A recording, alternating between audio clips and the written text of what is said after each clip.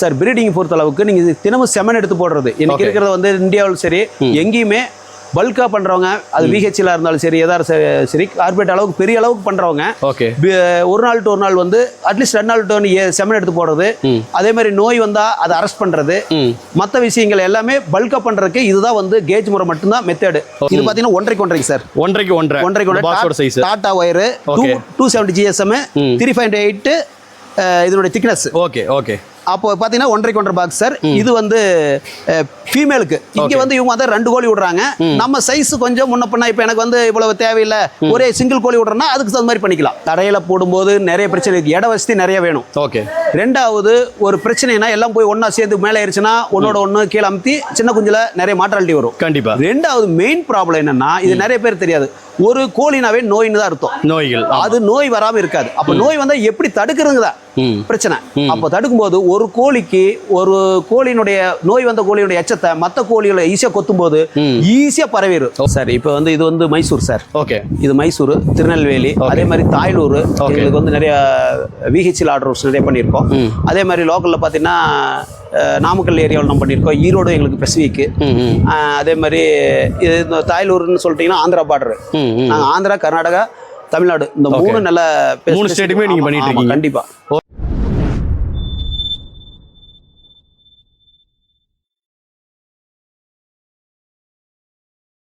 Sir வணக்கம். வணக்கம். எப்படி இருக்கீங்க? நல்லா இருக்கு சார்.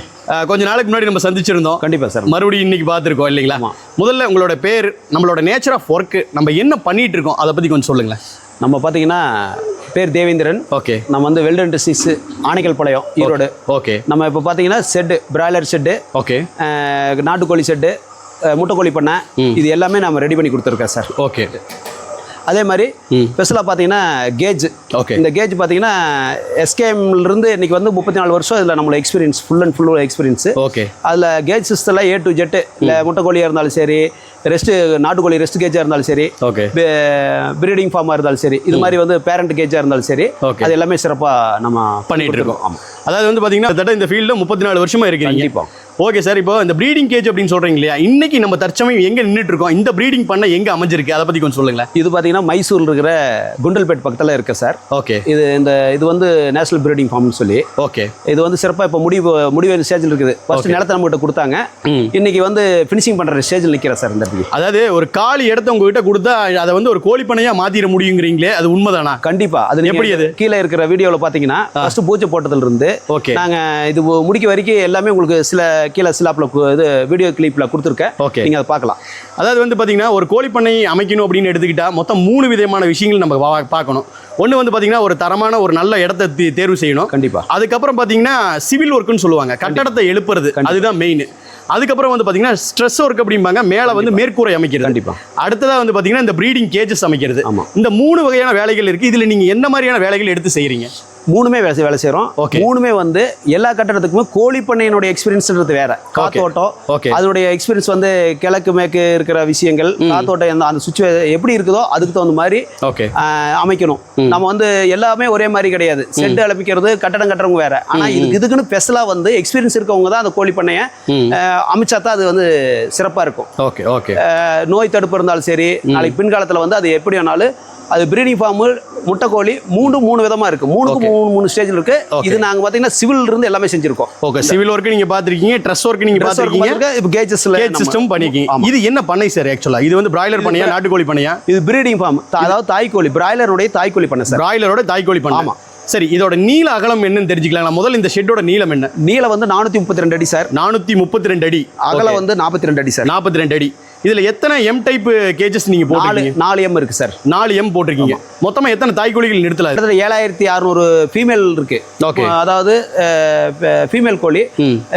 மேல்ஸ் பாத்தீங்கன்னா 800 கோழி இருக்கு சார். அது கெபாசிட்டி கிட்டத்தட்ட ஒரு 8500 கோழிகள் நிறுத்தக்கூடிய ஒரு கெபாசிட்டியில் நம்ம பண்ணிருக்கோம் இல்லைங்களா? ஆமா சார். எத்தனை பாக்ஸஸ் சுமாரா போட்டிருப்போம் சார் நம்ம? அதுல பாதி சார். ஒரு கோழிக்கு 2 கோழி விதமா பாத்தீங்கன்னா 4500 கூண்டு வரும் சார். 4500 கூண்டுகள் அமைப்பு நம்ம பண்ணிருக்கோம் இல்லைங்களா சார்? இப்போ இந்த ப்ரீடிங் கேஜ்னு வருது இல்லையா, இந்த ப்ரீடிங் கேஜ் எதற்கு அவசியம், ஏன் இதை நாங்க பண்ணணும் சார்? பிரீடிங் பொறுத்த அளவுக்கு நீங்க தினமும் செமன் எடுத்து போடுறது இன்னைக்கு இருக்கிறத வந்து இந்தியாவில் சரி எங்கேயுமே பல்கா பண்றவங்க அது விஹெச்ல இருந்தாலும் சரி எதா சரி கார்பரேட் அளவுக்கு பெரிய அளவுக்கு பண்றவங்க ஓகே ஒரு நாள் டு ஒரு நாள் வந்து அட்லீஸ்ட் 2 நாள் டு செமன் எடுத்து போடுறது, அதே மாதிரி நோய் வந்தா அதை அரெஸ்ட் பண்றது, மற்ற விஷயங்கள் எல்லாமே பல்கா பண்றதுக்கு இதுதான் வந்து கேஜ் முறை மட்டும்தான் மெத்தடு. ஓகே கீழே ஆர்டினரியா வளர்த்துறவங்க கொஞ்சோடு வளர்த்துறவங்க வந்து சும்மா டைம் பாஸ்க்காக தான் வளர்த்தலாம் இல்லையா, கேஜ் முறை மட்டும்தான் இந்தியாவில் சக்சஸ்ஃபுல்லாக போயிட்டு இருக்குது.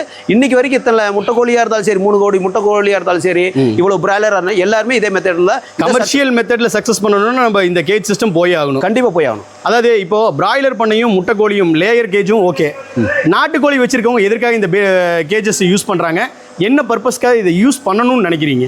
கண்டிப்பா இப்போ நாட்டுக்கோழி பொறுத்த அளவுக்கு 2 விதமா, ஒன்று நீங்கள் வந்து கேச்சரியில் வச்சுட்டு ரெஸ்ட் கேஜுக்கு யூஸ் பண்ணலாம். ஓகே. ரெண்டாவது வந்து தாய்க்கோழிகளை வந்து ரெஸ்ட் கொடுக்கறதுக்காக யூஸ் பண்ணலாம். கண்டிப்பா. ரெண்டாவது செமன் எடுத்து போடுறதுக்கு யூஸ் பண்ணலாம். AI method. ஏன்னா நீங்க கீழே வளர்த்துற பர்சன்டேஜுக்குமே இதுல வளர்த்துறதுக்கு கிட்டத்தட்ட 80% மேல வந்து நீங்க ஹேச்சிங் பண்ணீங்கன்னா மட்டும் தான் இந்த மார்க்கெட்டிங் இந்த போட்டி உலகத்துல நீங்க ஜெயிக்க முடியும். நீங்க கூண்டு இல்லாம நான் கீழே வச்சு வளர்த்தனா கோழி மேய்க்கலாம், ஆனா நீங்க வளர முடியாது. ஓகே. அதனால இது வந்து கேஜ் மெத்தட் மட்டும் தான் சக்சஸா ஓடிட்டு இருக்குது. நீங்க வந்து பர்சன்டேஜும் சரி பிரீடும் சரி அந்த வால் உடையாம நல்ல முறையில் வளர்த்துறது எல்லாமே கேஜஸ் தான் சக்சஸா ஓடிட்டு இருக்குது. சக்சஸ்ஃபுல்லா பண்ணிட்டு இருக்கீங்க. சரி சார், இப்போ ஒரே ஒரு கேள்வி தான். இப்போ நாட்டுக்கோழியை வந்து நம்ம ப்ரீடிங்கில் ஏதாவது கேஜில் போட்டு வளர்த்துறதுனால என்ன நன்மை, அதே தரையில் வளர்த்துனா என்ன பிரச்சனை வரும்? தரையில் போடும்போது நிறைய பிரச்சனை இருக்குது. இட வசதி நிறைய வேணும். ஓகே. ரெண்டாவது ஒரு பிரச்சனைனா எல்லாம் போய் ஒன்றா சேர்ந்து மேலே ஏறிச்சுன்னா ஒன்னோட ஒன்று கீழே அமுத்தி சின்ன குஞ்சில் நிறைய மாற்றாலிட்டி வரும். கண்டிப்பாக. ரெண்டாவது மெயின் ப்ராப்ளம் என்னன்னா, இது நிறைய பேர் தெரியாது, ஒரு கோழினாவே நோயின்னு தான் அர்த்தம். நோய்கள் அது நோய் வராமல் இருக்காது. அப்போ நோய் வந்தால் எப்படி தடுக்கிறதுங்க பிரச்சனை. அப்போ தடுக்கும்போது ஒரு கோழிக்கு ஒரு கோழியினுடைய நோய் வந்த கோழியுடைய எச்சத்தை மற்ற கோழிகளை ஈஸியாக கொத்தும் போது ஈஸியாக பரவிடும். ஆனா கூண்டுல அப்படி இல்லை. எது குறி இருக்குதோ அந்த கோழி மட்டும் எடுத்து பெசலா வச்சு அது ட்ரீட்மெண்ட் பண்ணி சரி பண்ணிட முடியும், மற்றதுக்கு பரவாது. மேக்ஸிமம் கோழியினுடைய நோய் தடுப்புக்கும் சரி அதை பர்சன்டேஜா நம்ம பண்ணோம்னா கண்டிப்பா கேஜ் மெத்தட் தான் நம்பர் 1 பெஸ்ட் சார். சிறப்பா இருக்கு. சரி, உங்களோட கேஜஸ் அப்படியே பாத்துறலாங்களா? கண்டிப்பா. என்ன சைஸ், என்ன மாதிரியான கேஜஸ் நம்ம பண்ணிட்டு இருக்கோம் அப்படிங்கறத பத்தி எனக்கு கொஞ்சம் டீடைலா சொல்லுங்களேன். சரி சார், இது வந்து கேஜஸ் மெத்தட் ஒன்று தான். ஓகே. அது நாட்டுக்கோழி இருந்தாலும் சரி நம்ம பிராய்லர் பேரண்டா இருந்தாலும் சரி இது பாத்தீங்கன்னா 1.5 சார். 1.5 பாக்ஸோட சைஸ். டாடா ஒயர் 270 GSM 3.8 இதனுடைய திக்னஸ். ஓகே.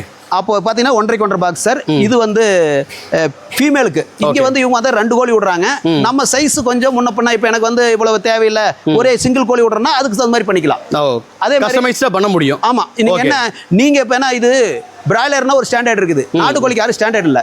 அப்போ நாட்டுக்கோழிக்கு உங்களுக்கு என்ன வேணும், நாங்கள் 1.5 வச்சிருக்கேன் 2 கோழி விடலாம் அப்படின்னா இல்லை கொத்திக்கு அப்படின்னா நீங்கள் செப்பரேட்டாக 1.5 கூட நாங்கள் பண்ணி கொடுக்க முடியும். அதே மாதிரி பார்த்தீங்கன்னா பேரண்ட் பார்த்தீங்கன்னா பாருங்க கோழி உள்ள ஃப்ரீயா போயிட்டு. ஓகே. இது பாத்தீங்கன்னா 2x2 இந்த சைஸ். இது 2 ஹைட் 2 இது 1.5 சார். ஓகே. இது பாத்தீங்கன்னா டோர் இதெல்லாம் பாத்தீங்கன்னா நிப்பிள். அதே மாதிரி நிப்பிள் சிஸ்டம் வந்து பாத்தீங்கன்னா டபுள் லாக். நிப்பிள்னா 2 முகம் இருக்குது. இது டபுள் லாக். ஓகே. இப்போ இந்த பெரிய கேஜ் காமிக்கிறீங்க இல்லையா, பேரண்ட் நிறுத்துறது, இதுல வந்து சேவல் நிறுத்த முடியுமா நம்மளால? சேவல் தான் சார். நாட்டுக்கோழி சேவலுக்கு நாட்டுக்கோழி சேவலுக்கு அருமையா இருக்கும். ஓகே. இது சேவலுக்கா தான் சார். ரெஸ்ட் கேஜுக்கு சேவலுக்கு நல்லா இருக்கும். இது பேரண்ட் இருந்தாலும் சேவலா இருந்தாலும் நாட்டுக்கோழிக்கு சேம் ஒன்று தான். என்ன அப்படின்னா பாட்டம் மட்டும் தான் டிஃபரெண்ட். பாட்டம் மட்டும் தான் மாறி. ஆமா, பாட்டம் வந்து இது அதே மாதிரி தான். இதுக்கு வந்து பேரண்ட்டுக்கு வந்து 1.5 2 போட்டிருக்கோம். ஓகே. அது வந்து நம்மளுக்கு வந்து 1க்கு 1.5 போட்டா போதும். கால் வந்து கொஞ்சம் சிறுசா இருக்கனால அது மாத்திக்குவோம். நீங்க சொன்னீங்கன்னா அதுக்கு தகுந்த மாதிரி ஸ்பெசிஃபிக்கா பண்ணிக்கலாம். இப்போ இந்த வாட்டர் சிஸ்டம் என்ன மாதிரியான மெத்தட் அமைச்சிருக்கீங்க, அதை பத்தி கொஞ்சம் டீடைலா சொல்லுங்க. இது முழுக்க ஃப்ளோட் வால் வச்சு கிட்டத்தட்ட இது மாதிரி 800 அடி இல்ல 800 அடி செட் வரைக்கும் செஞ்சிருக்கோம். ஓகே. இது பாத்தீங்கன்னா வாட்டர் சிஸ்டம் வந்து full and full sub tank. அதாவது நிறைய பேர் என்ன பண்றாங்கன்னா புதுசா வர்றவங்க வந்து வாட்டர் டேங்க்னா நிப்பிள் சிஸ்டம்னா ஒரு 7 இன்ச் தண்ணி தான் கிடக்கணும். 8 இன்ச் தண்ணி கிடக்கலாம். இவங்க என்ன பண்றாங்கன்னா லாக் பண்ணி விட்டுறாங்க. எம்டிஏ போட்டு ரேட்டு கம்மின்னு சொல்லி லாக் பண்ணி விட்டுறாங்க. அது கடைசியில் போய் கிளீனிங் பண்ணாம தண்ணி ஏரோ அதாவது பிரஷர் லைன் வெளியே போக முடியாம தண்ணி அதுல ஃபங்கஸ் ஃபார்ம் ஆகி உள்ள கோழிகளுக்கு நோய் வந்துருது. இது நிறைய கம்ப்ளைண்ட் வந்திருக்கு. ஆனா நாங்க வந்து ஏரோஸ் நாங்க உங்களுக்கு பின்னால வீடியோல வரும் சார். இது வந்து வாட்டர் சிஸ்டம் சார். ஓகேங்க. இந்த வாட்டர் சிஸ்டம்ல பாத்தீங்கன்னா மேல டேங்க், அதாவது சின்டெக்ஸ் டேங்க்ல இருந்து மேல ஓவர் ஃபுல் டேங்க் இருக்கு, பெரிய டேங்க். அந்த பெரிய டேங்க்ல இருந்து இது வந்து உள்ள பால் வால் போட்டுருக்கோம். சப் டேங்க் மாதிரி ஒன்னு கொடுத்துருக்கீங்க. உள்ள ஃப்ளோட் வால் வச்சு வச்சிருக்கோம். ஒன்லி ஃப்ளோட் வால். இது சர்க்குலேஷன் ஆயிக்கும். ஓகே. இது சர்க்குலேஷன் ஆச்சுன்னா அது சைடுல வந்து என்ன டீ போடாம இருக்குது, அது கண்ணாடி ஓஸ் வந்துரும். தண்ணி எவ்வளவு கிடக்குன்னு தெரியும். ஓகே. அதே நேரத்தில் அதுல இருந்து எடுத்து இங்க வந்து சப் டேங்க் பிரஷரை குறைச்சு கொடுக்குறது. இப்போ கீழ் லைன்ல வந்து பாத்தீங்கன்னா 2 பாக்ஸ் கொடுத்துருக்கோம். இது என்ன 2 டயர்ங்கிறதுனால கீழ் பாக்ஸ் எல்லாம் கீழ் லைன்ல போயிடும். Okay okay. மேல் பாக்ஸ் வந்து மேல் லைன் போயிடும். தண்ணி வந்து கரெக்டா அதுல வந்து ஒரு 9 இன்ச்சுக்குள்ள தான் கிடக்கணும். ஓகே. மேல மேக்ஸிமம் என்னன்னா இந்த மேல் பாக்ஸ் எல்லாருமே எம்எட் போட்டு ஒரே ஒரு பாக்ஸ் கொடுக்குறாங்க. கொடுத்தாங்கன்னா அது செட் ஆகாது. தண்ணி சொட்டிங் விட்டு கீழே வந்து லிட்டர் ஆயிரும். அப்போ இது வந்து சிஸ்டமேட்டிக்கா பண்ணிருக்கோம். இல்ல பிரஷர் லைனு நீங்க வந்து மெடிசன் கொடுத்தீங்கன்னா அது மெடிசன் எவ்வளவு நேரம் இருக்கணும், எவ்வளவு தண்ணி கொடுக்கணும், அளவு வச்சு மெடிசன் கொடுத்தீங்கன்னா ஈஸியா உங்களுக்கு சர்க்குலேஷன் வாட்டர் சிஸ்டம் வந்து இப்படி தான் இருக்கணும். ஸோ ஒரு 7000-8000 கோழி இருக்கும்போது தனித்தனியாக மருந்து கொடுக்க முடியாது. அதுக்கான மெடிசன் சிஸ்டம் வந்து இந்த வாட்டர் சிஸ்டம் மூலமாக தான் கொடுக்க முடியும். அது இந்த மெத்தட் இருந்தால் மட்டும்தான் சக்சஸ்ஃபுல். நீங்க இல்லைன்னா அது இவ்வளவு கோழிகளை வளர்த்துறது ரொம்ப சிரமமாக இருக்காது. ஓகே சார், இந்த வாட்டர் சிஸ்டத்தை பற்றி ரொம்ப அருமையாக சொல்லிட்டீங்க. இப்போ இந்த பண்ணையானது ஒரு 8000 தாய்க்கோழிகள் வைக்கக்கூடிய இந்த பண்ணையில் நீங்கள் என்ன மாதிரியான மெட்டீரியல்ஸ் யூஸ் பண்ணியிருக்கீங்க, எப்படி வந்து இந்த சிஸ்டத்தை வந்து நீங்கள் ப்ராசஸ் பண்ணியிருக்கீங்க, அது மட்டும் இல்லாமல் உங்களோட குவாலிட்டியில் ஏதாவது காம்ப்ரமைஸ் இருக்கா, அதை பற்றி எனக்கு சொல்லுங்களேன். கண்டிப்பாக கிடையாது சார். எங்களுக்கு வந்து என்னன்னா இந்த சிவில் ஒர்க்கு பொறுத்த அளவுக்கு நாங்கள் கொட்டேஷன் கொடுத்தது வந்து நார்மலாக ISI அப்படிதான் சொல்லியிருந்தோம். ஆனால் வந்து 53 கிரேடு அல்ட்ராடெக் நேரடியாக அது வந்து சேல்ஸ் கிடையாது, கடையில் சேல்ஸ் கிடையாது. ஓகே. மேக்ஸிமம் அந்த 53 கிரேடு தான் நாங்கள் யூஸ் பண்ணியிருக்கோம் சிவில் ஒர்க்கில். அதே மாதிரி TMT வந்து ஆர்டினரி TMT தான் நாங்கள் வந்து கொடுத்தது. ஆனால் போட்டது வந்து நாங்கள் வந்து 100% வந்து ஜிண்டால் போட்டிருக்கோம். ஓகே. அப்போ எங்களுடைய குவாலிட்டி என்னன்னா நாங்கள் நேரடியாக ISI சீல் இருக்கு, ஜிண்டால் 100%. ஆனால் ISI தான் நாங்கள் எழுதி கொடுத்தது. நாங்கள் பார்த்தா கம்மியாக. ஆனால் அதே ரேட்டில் நீங்கள் கொடுத்த ரேட்லேயே நாங்கள் வந்து ரெண்டையுமே 53 கிரேடு அல்ட்ராடெக்கும் இது யூஸ் பண்ணியிருக்கோம். அதே மாதிரி ட்ரெஸ் ஒர்க்கு கேட்டிங்கனாலே ட்ரெஸ் ஒர்க் எங்களுக்கு வந்து எங்கேயுமே குவாலிட்டியில் வந்து இது கிடையாது. சீட்டு வந்து எவரெஸ்ட் தான். எவரெஸ்ட் தாண்டி நாங்கள் வந்து இது பண்ணுறதில்ல. எவரெஸ்ட் ராம்கோ இந்த 2 தவறண்டி நாங்கள் வேற எந்த லோக்கல் பிராண்ட் நாங்கள் யூஸ் பண்ணல. அதே மாதிரி கேஜ் பார்த்தீங்கன்னா டாடா ஃபியூர் ஹெவி, அதாவது 270 GSM தான். அது 3.8 வந்து பேரண்ட்டுக்கு, மீறி 10 கேஜ் வந்து ஆர்டினரி கோழிக்கு. எல்லாமே 270 GSM கம்மியாக நாங்கள் குவாலிட்டியில் வந்து காம்ப்ரமைஸ் கிடையாது சார். சரி சார், இப்போ டாடா மெஸ் தான் யூஸ் பண்ணுறீங்க, டாடா கம்பெனிகள் தான் இதில் யூஸ் பண்ணுறீங்க. அப்படிங்கும்போது இது எத்தனை வருஷத்துக்கு எங்களுக்கு நீடிச்சிருக்கும் சார்? நீங்கள் வந்து பேரண்ட் கோழிக்கே கிட்டத்தட்ட பார்த்தீங்கன்னா 15-20 வருஷத்துக்கு வந்துருது. Okay okay. மேக்ஸிமம் தண்ணி விட்டு தினமும் க்ளீன் பண்ணுவாங்க. அதுக்கே 20 வருஷம் வருது. நீங்கள் நாட்டுக்கோழி இந்த கோழியெல்லாம் 30 வருஷம் வரைக்கும் வரலாம். 270 அப்போல்லாம் 270 GSM இல்லை. நம்ம SKMல போட்டதில் 90 GSM இப்போ இன்ன வரைக்கும் இருக்கு. இன்னைக்கு வரைக்கும் இருக்கு. ஆனா இது 270 GSM இன்னைக்கு வந்திருக்கு. கடந்த ஒரு 4-5 வருஷத்துக்குள்ள வந்து இந்த 270 GSM யூஸ் பண்றோம். 90 GSM அத்தனை வருஷம்னா 270 எல்லாம் நீ கேட்க வேண்டியது. அது நம்மளே கால்குலேட் பண்ணிக்கலாம். ஆனா கிளீனா நம்ம வெச்சுக்கிறது போது பராமரிப்பு அதுல ஒரு பங்கு இருக்கு. சோ குவாலிட்டில எந்த காம்ப்ரமைஸும் இல்ல கிடையாது. Okay okay. நீங்கள் நாட்டுக்கோழி பண்ணையாகட்டும், பிராய்லர் பண்ணையாகட்டும், ஏன் முட்டைக்கோழிக்கு ஆகட்டும், எல்லா பக்கமும் வந்து இந்த 3 வகையான ஷெட்டுகளும் அமைச்சிட்டு இருக்கீங்க. 100%. எங்கெல்லாம் வேலை செஞ்சுட்டு இருக்கீங்க, எங்கெல்லாம் நீங்கள் பண்ணை அமைச்சு கொடுத்துருக்கீங்க, தற்சமயம் எங்கே வந்து வேலை நடந்துட்டு இருக்கு சார்? இப்போ வந்து இது வந்து மைசூர் சார். ஓகே. இது மைசூர், திருநெல்வேலி, அதே மாதிரி தாய்லூர். எங்களுக்கு வந்து நிறைய VHL ஆர்டர்ஸ் நிறைய பண்ணியிருக்கோம். அதே மாதிரி லோக்கலில் பார்த்தீங்கன்னா நாமக்கல் ஏரியாவில் நம்ம பண்ணியிருக்கோம். ஈரோடு எங்களுக்கு ஸ்பெசிஃபிக்கு. அதே மாதிரி இது தாய்லூர்னு சொல்லிட்டீங்கன்னா ஆந்திரா பார்டர். நாங்கள் ஆந்திரா, கர்நாடகா, தமிழ்நாடு இந்த 3 நல்ல 3 ஸ்டேட்டுமே நீங்கள் பண்ணிட்டு இருக்கீங்க. கண்டிப்பாக. ஓகே சார், இப்போ நான் கேட்குறது என்னன்னா, உங்கள்கிட்ட எத்தனை வேலையாட்கள் இருக்காங்க, எவ்வளோ நாளில் நீங்கள் வந்து ப்ராசஸ் பண்ணி கொடுப்பீங்க, ஒரு ப்ராஜெக்ட் கையில் எடுத்தீங்கன்னா எத்தனை நாளில் உங்களால் முடிக்க முடியும் சார்? இது ஒரு 30,000 பிரீடிங் ஃபார்ம் பொறுத்தளவுக்கு ஒரு 30,000 கோழின்னு வச்சுக்கோங்க சார். ஓகே. எங்களுக்கு கரெக்டாக கமிட்மெண்ட் ஆர்டர் இருந்துச்சுன்னா எங்களுக்கு செக்ஷன் தனி. எங்களுக்கு சிவில் ஒர்க்குனா சிவில் ஒர்க்கு கிட்டத்தட்ட 3 பேட்ச் இருக்கு, லேயருக்கு 3 பேட்ச் இருக்கு. ஓகே. அதே மாதிரி ட்ரெஸ் ஒர்க்கு அந்த அதுக்கு வந்து ஆந்திரா டீம் இருக்கு, நம்ம தமிழ்நாடு டீம் 3 டீமாக வச்சிருக்கோம். ஓகே. நீங்கள் எங்கே என்ன கேட்டாலும் சரி ஸ்பெசிஃபிக்காக நாங்கள் என்ன அந்த ஒர்க்கு, அதாவது எவ்வளோ லோடு, எத்தனை கோழிக்கு பொறுத்து நாங்கள் எவ்வளோ டேட் கொடுக்குறோமோ அந்த டேட்டுக்குள்ள நாங்கள் கண்டிப்பாக முடிச்சு கொடுத்துருவோம். ஸோ உங்கள்கிட்ட தனித்தனி டீம்ஸ் இருக்குது, அதனால உங்களால் வேகமாக வேலை முடிக்க முடியும்னு நினைக்கிறீங்க. நாங்கள் சரி சார், இப்போ நான் இந்த ப்ரீடிங் கேஜை பற்றி கேட்குறேன். ஒரே ஒரு விஷயம் தான், மினிமம் ஆர்டர் குவான்டிட்டி என்ன, எத்தனை கோழிகள்லேருந்து உங்களால் செய்ய முடியும்? ஏன்னா 10 கோழி 20 கோழிக்கு செய்யறதெல்லாம் ப்ராசஸ் இல்லை. கண்டிப்பாக. ஏன்னா இதெல்லாமே பெரிய பெரிய ப்ராஜெக்டாக பண்ணிட்டு இருக்கீங்க நீங்கள், அதனால நான் கேட்குறேன் எவ்வளோ கோழிலேருந்து உங்களால் பண்ண முடியும்? குறைந்தபட்சம் வந்து நம்ம இப்போ என்னன்னா சின்னவங்களையும் நம்ம தவிர்க்க முடியாது. ஓகே. அதனால கொஞ்சோண்டு பண்ணுறவங்க நான் பண்ண முடியும்னு சொல்ல முடியாது. இப்போ எனக்கு 5000 கோழி 30,000 கோழி பண்ணுறது வேற. அதே சின்னது குறைந்தபட்சம் இந்த ஃப்ரண்ட் சைடும் பேக் சைடு இருக்கிற அதே மாதிரி ஸ்டாண்டு சைடு பார்ட்டிஷன்ஸ் இதெல்லாம் கூட இருக்கு. இப்போ இந்த வகையில் நாங்கள் வந்து மேன் பவர் ஒன்று தான்.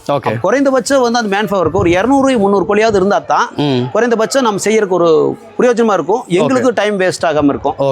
இல்ல நீங்க 4 கோழி 5 கோழிங்கும் போது இவ்வளவு ப்ராசஸ் கொண்டு வர முடியாது. அது உங்களுக்கு ரேட்டும் காஸ்ட் வைஸ் அதிகமா. ஆமா. சரி, இப்போ காஸ்ட் அப்படின்னு வரும்போது தான் கேட்குறேன், இந்த செட்டப் அமைக்கிறதுக்கு ஒரு பாக்ஸுக்கு, அதாவது ப்ரீடிங் கேஜுக்கு மட்டும் நான் கேட்குறேன், சிவில் ஒர்க்கோ இல்லை ட்ரெஸ் ஒர்க்கோ எல்லாம் விட்டுட்டு இந்த ப்ரீடிங் கேஜ்ல ஒரு பாக்ஸுக்கு என்ன பிரைஸ் போயிட்டு இருக்கு இப்போ மார்க்கெட் ரேட் என்ன சார்? இப்போ இது இந்த ரேட்டு வந்து கரெக்டான ரேட் பார்த்தீங்கன்னா இந்த பாக்ஸ் வந்து நாங்கள் கொட்டேஷன் கொடுத்தது பார்த்தீங்கன்னா ஒரு கோழிக்கு பேடு 2 கோழி விடுவாங்க. அப்படி பார்த்தீங்கன்னா 800 ரூபாய் கொடுத்துருக்கு. ஆனால் இன்னைக்கு வந்து இந்த ஃபைட்னால 30% ஏறி இருக்கு. ஈரான் போறனால அதே மாதிரி டாடா ஒயர் 20% ஏறி இருக்கு. இப்போ ரேட் அதுல இருந்து கொஞ்சம் கணிசமாக ஏறி இருக்குன்னு வச்சுக்கலாம். ஓகே, சுமாரா வந்து ஆவரேஜ் பிரைஸ்ங்கிறது ஒரு 800 ரூபாய் எடுத்துக்கலாம் ஒரு பாக்ஸ். ஃபீமேல் 800 ரூபாய், ஓகே, தாய் கோழி வந்து ஒரு 1000 ரூபாய் வரும். 1000 ரூபாய் வரும். அதே நீங்க 100 கோழி 200 கோழினா இந்த ரேட் எதிர்பார்க்க முடியாது. அது கொஞ்சம் கூடவா இருக்கலாம் கண்டிப்பா இல்லைங்களா? ஏன்னா இன்வெல்ட் அவுட்லெட் உங்களுக்கு மெட்டீரியல்ஸ் கூட பிடிக்குது, மேன் பவர் அதிகமாக இருக்கு. ரொம்ப அருமையாக சொன்னீங்க, விளக்கங்கள் எல்லாமே தெளிவாக சொன்னீங்க. ஏன் ரேட்டு கூட ஓப்பனாக சொல்லிட்டீங்க. ஒரே ஒரு விஷயம் தான் திருப்பி நான் கேட்குறேன் சந்தேகத்தின் பேரில், ஒரு காலி இடத்த கொடுத்தா அதை ஒரு ஷெட்டாக மாற்றி கொடுத்துருவீங்க அப்படிங்கிறது உண்மைதானா? அது நிஜமாலுமே உங்களால் செய்ய முடியுமா? இந்த ஒரு கேள்விக்காகத்தான் நான் இப்போ வெறும் வீடியோ பண்ணுற மாதிரி தான் நாமக்கல்லே பண்ணியிருப்பேன். Okay okay. ஆனால் இது சாட்சியாக நிற்கிது. நான் பூச்சை போட்டதுலேருந்து முடிக்க வரைக்கும் உங்களுக்கு வீடியோஸில் எல்லாமே இருக்குது. நீங்கள் நேரில் பார்க்கணுங்கிறக்காக உங்களை அங்கேருந்து இவ்வளவு சிரமப்பட்டு நீ கூட்டிகிட்டு வந்திருக்கேன் நான். ஓகே, இந்த கர்நாடகா வந்து நீங்கள் நேரடியாக பார்க்கணும். தமிழ்நாட்டிலேருந்து கர்நாடகா வந்ததுக்கு காரணம் இதுதான். இன்னைக்கு வந்து உங்களை ஒரு மாசமா வெயிட் பண்ண வச்சு நீங்கள் வந்து ஒரு மாசமா பிஸி ஒர்க்லேயே உங்களை இன்னைக்கு கம்பல்சரி கூட்டு வந்திருக்குன்னா இது சாட்சியாக நிற்கிது. நீங்க நேரில் பார்த்தா தான் உங்களுக்கு அதை புரிய வைக்க. நான் சும்மா வீடியோ போடுறதோ வெறுமானே விளம்பரம் கொடுக்கறதல்ல, நீ சாட்சியா நிக்குது. ஓகே, நீங்க அதை பாக்குறது. அதாவது ஒரு காலி இடத்த கொடுத்து அதுக்கப்புறம் வந்து நாங்க குஞ்சு வாங்கி உள்ள விடுற வரைக்கும் நீங்க எல்லாமே ப்ராசஸ் பண்ணிடுவீங்க. 100% குஞ்சை நாங்க வாங்கி விட்டோம்னா சரி அப்படியே பண்ணி ரன் பண்ணலாம் இல்லையா? கண்டிப்பாங்க.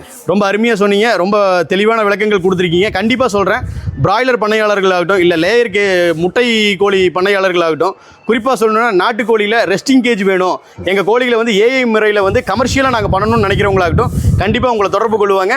ஸோ உங்களோட பணியானது மென்மேலும் சிறக்கணும் அப்படின்னு சொல்லி எங்க வாழ்த்துக்களை தெரிவிச்சுக்கிறேன். ரொம்ப நன்றிங்க. வணக்கம் சார்.